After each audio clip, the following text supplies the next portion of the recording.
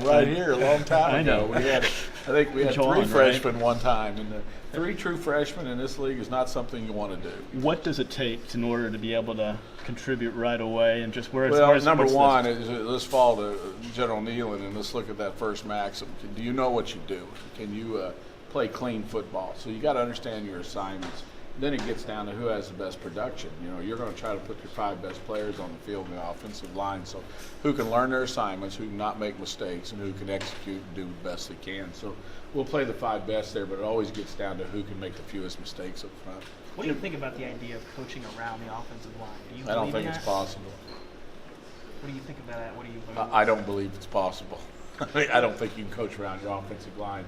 Football's been a game played in the line of scrimmage for a lot of years.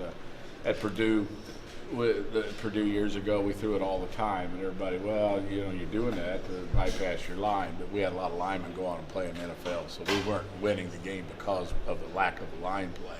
We were winning because of the line play. We were just doing it a different way.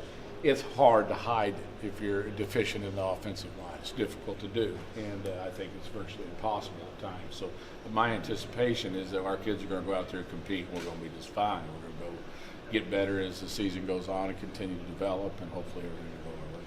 Jim, Coach Pruitt said it seems like you get better every year. How much pride do you take in that, and do you think the best is still ahead of you? My wife would disagree with that. I don't know that. I have no idea. I feel like I get more excited as the years go on. I have no idea why. I think I enjoy the relationships with the players the older I get.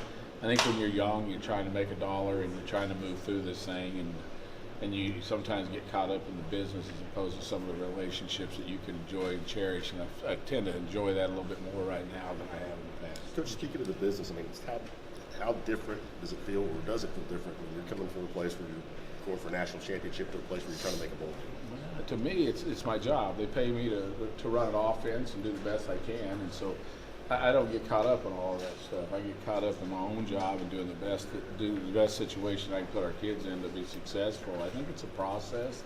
I'm a big believer in that mindset of the process. So let's go out and get better every day and see where it lays at the end of the day. So I don't get really too worried about that. I am here and I'm excited to be here. We'll see what happens. Jim, Jared, no doubt this season we'll be running the football. What do you like about that group behind you, Coach? I think those kids are good. They play pretty hard. I've really been impressed with Ty's ability to make plays and run, and all those kids are playing hard. So it would be interesting to see what we can get done. I think that is one of our goals as we go into training camp, is just to see what we can establish in the run game and see which direction we need to go to make sure we can be productive there. What do you want to I know a lot of coaches always say that they want to do whatever their team does best. You want to coach with the guys you have, but your offenses, you've done it pretty much every different way you can do it, except for maybe running an option or something. No, I tried that at Fullerton and got fired. So.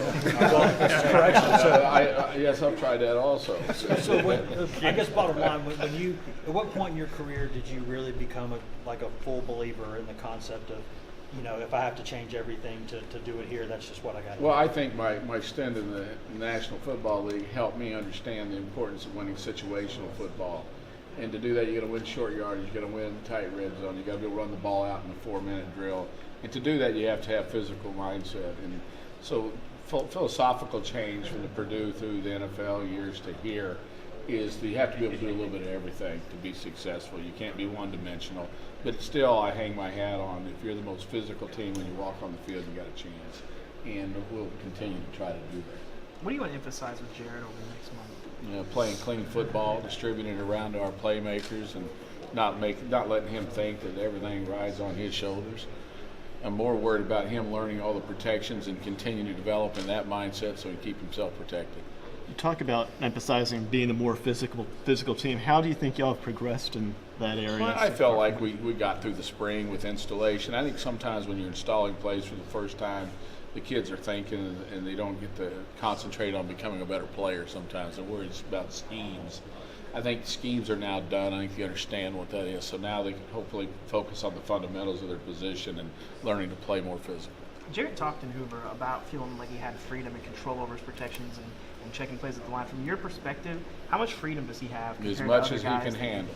Well, compared to other guys you've coached, how much freedom do you think you have? About the same. I think any good offense allows your quarterbacks to change plays when they need to. I mean, as a play caller, you sit there and be right about 60% of the time. You know, somebody's got to get you right that other 40, or you're living in the bad. You're living in a bad situation. So, expectations for him is to get me out of my horrible calls to some good calls, which I think he can do, and I trust all our quarterbacks to be able to do that. But he should be able to do it at a higher rate because he's played more football.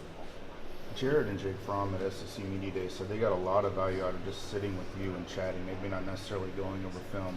What value do you place on that, and do you have any memories of doing that with Drew Brees? Well, yeah, I had memories of that with Drew. I can remember distinctly we had a long time ago. We'd always hook up on Thursdays and talk about red zone. I had a play I loved in the red zone, and I was going to call it. And he said, don't do it. Don't call that play. I don't trust that receiver to run that route right. So I scratched that play. I was smart enough to figure if Drew didn't like it, I wasn't going to do it. And so learning those things, and listen, the quarterbacks are, when they figure out you got their best interest in mind, then they'll do about anything you want them to do. And I think it's important that you hear from them on what they see. They see it from a different perspective.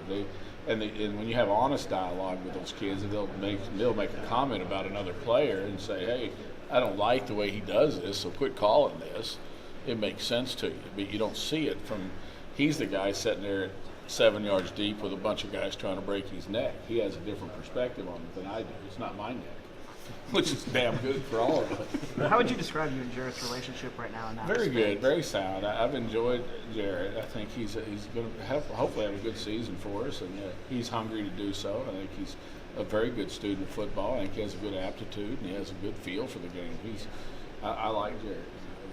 We've developed a good relationship thus far. How much did you watch of his tape last year? When I watched him play, when I last- got here, Yeah, how much did you study? oh, him? very little, very little. I don't. When I do these things, I don't go back and study a lot of what they are. I want to form my own opinions as we go through spring and stuff. But you're always watching what they did. But I see him do some nice things. I see some other things I question, but you never know. I mean, like I say, I'm optimistic where we are right now. I'm very pleased, so we'll continue to go. How important will it be to establish a clear backup through this camp?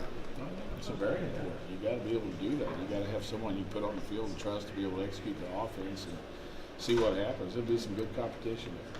So I think it's important. Jim, how do you balance continuity